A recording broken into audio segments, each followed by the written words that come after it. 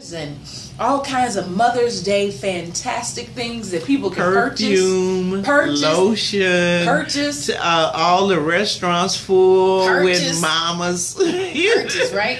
And then for Father's used to have Day, corsages on. yes. Who could have the biggest corsage for goodness. Mother's Day? Some Mother's Day situations are pretty fantastic. You'll see yeah. people with bows on cars, and mothers getting brand new cars and getting new houses and being blessed and just celebrated for like weeks. Right. Whole Mother's Day coming up. Kids coming to town. It's all expensive and fun. Oh yeah. Now mothers can go to spas for the Mother's Day spa. Mother's Day spa. Mother's Day. I love Mother's brunch. Day. Exactly. Right? Yeah.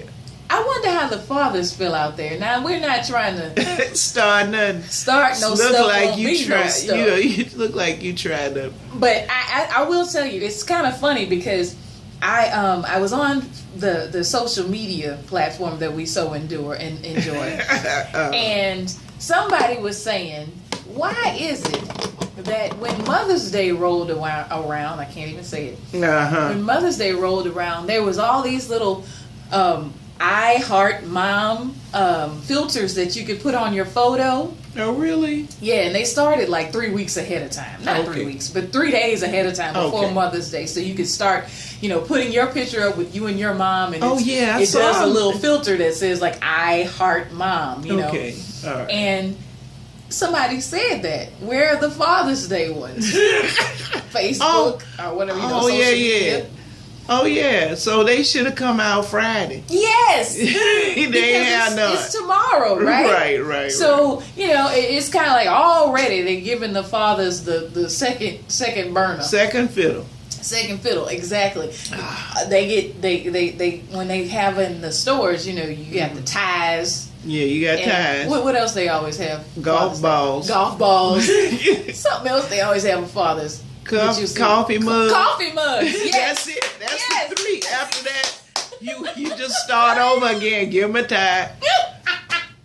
No, now for those who their fathers don't do no golf, they give them a cap. Get them a cap. For Mother's Day, you go somewhere, and before you can walk through the door, they're like, "Happy Mother's Day." Now I'm not a mom. Yeah. I don't know how many. I had so many Happy Mother's Day, salutations when I walked in somewhere. Even the day after Mother's Day, they were like, "Happy Mother's Day. Hope you had a good Mother's Day." I was like, "I'm not a mother, but okay."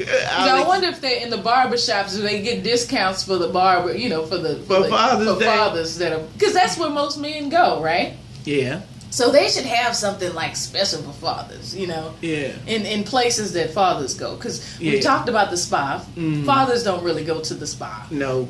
But they should have some foot people come in. You could, fathers' feet be hurting. Yeah, but it got to be somewhere they go all the time. Like it should be somewhere like. Well, I'm saying, should be in the.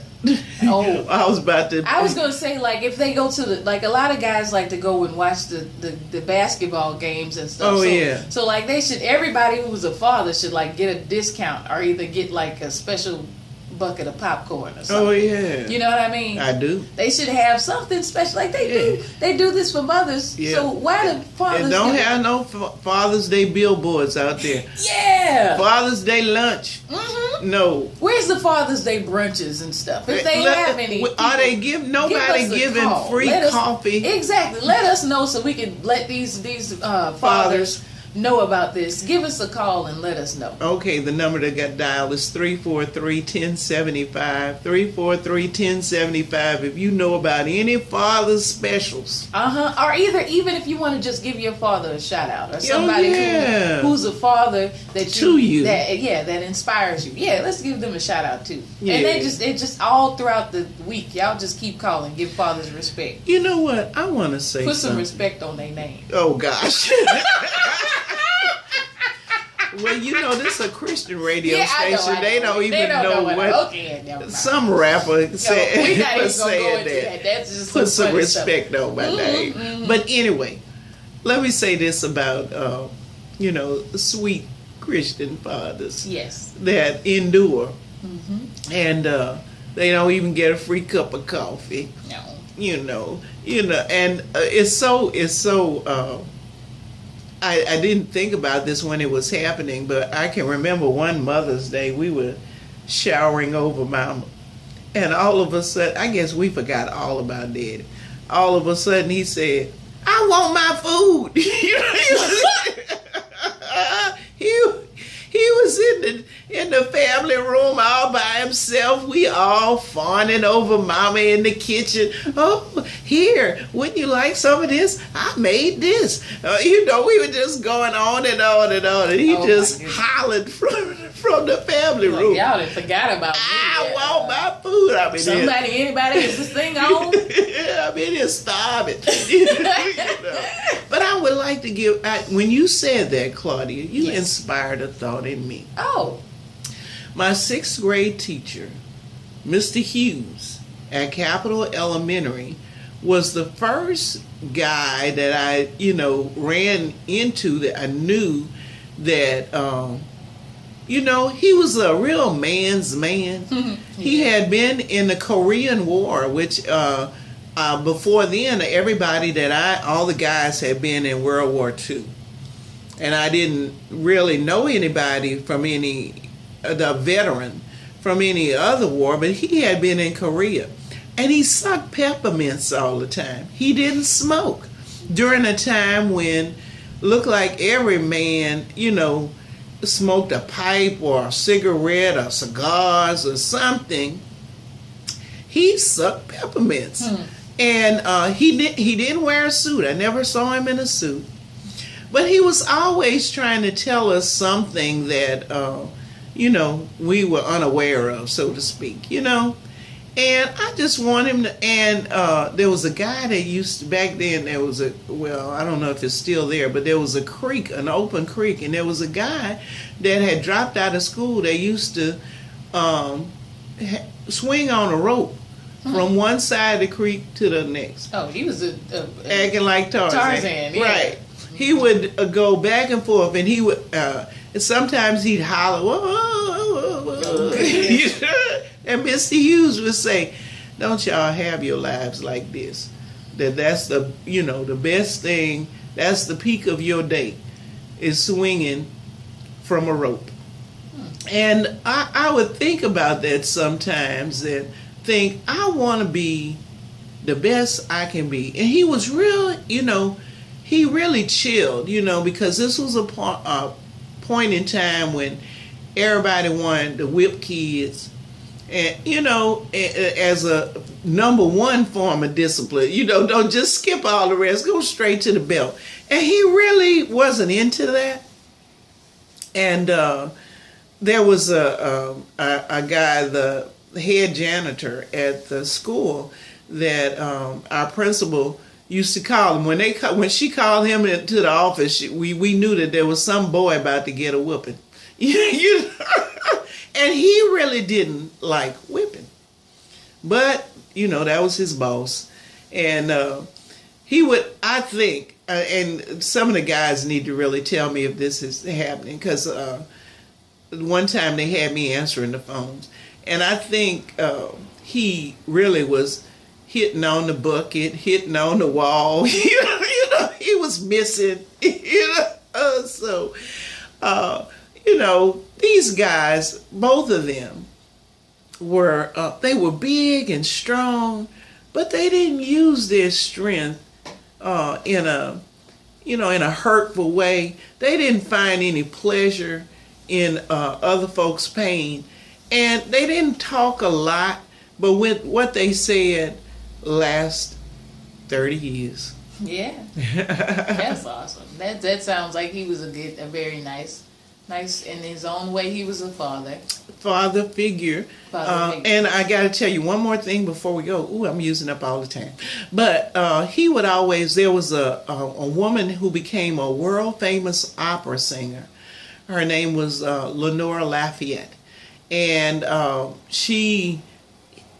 one of his worst regrets, which he told us over and over, was as a child, she would be practicing piano, and him and his buddies would be out under the window making noise, while while she's practicing her piano and her vocals, la la la la la la la, you know, and they were out under the window harassing her.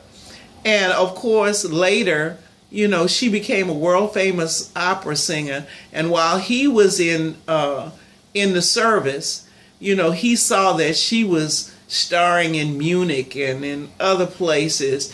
And he said that she had done such a wonderful job with her life and did something that he had not known anybody else to do. And Mr. Hughes was always proud in saying how, you know, Lenore Lafayette really, really made something wonderful out of her life, despite the fact that him and his buddies just tried to make her life miserable as she practiced. You know, they were, I guess, typical boys. Well, yeah, they heard something that they weren't familiar and thought it wasn't art. Right. Mm-hmm. And I want to plug in this last little piece that Lenore Lafayette came to the United States for, you know, for some reason she came, and she decided that she was going to give a free concert at Capital Senior High School. And I can remember to this day her beautiful red dress as she sang opera to us in that auditorium. Wow, that's cool. Yeah. She died young, but she certainly had a voice for the ages. You're listening to Let's Talk. And the clock on the wall says we're just about out of time. I'm going to give you a chance to say parting thoughts. I want to give a shout out to my daddy. Oh my goodness! Louis. Wait, let me put the volume down some, because you hollering in the microphone. I want to give a shout out to my father, Louis Anthony Sr. A shout out to my brother, who is the father, Louis Anthony Jr. A shout out to my closest friend, Keith Elbert Sr. And a shout out to my grandfather. Papa. Yeah. My grandfather, who's not with us but is in heaven, and that is Cleveland Ashton. And shout out to my grandfather on my father's side, as I call Paul Paul Anthony, yeah. Dalton Anthony to most people. Yes. You know, they basically say to all you fathers out there, you are celebrated, and we are giving you a rah-rah. Rah-rah? Wait. Since we're going to do a rah-rah to fathers, okay, I got to put in Big AC. Okay, go ahead. Big AC Jackson, who always felt that I would be in front of the mic. Yeah.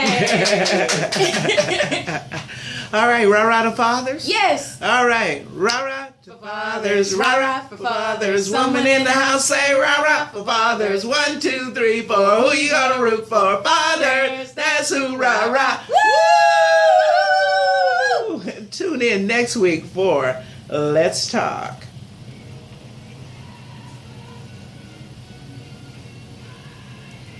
Somebody walking around the corner.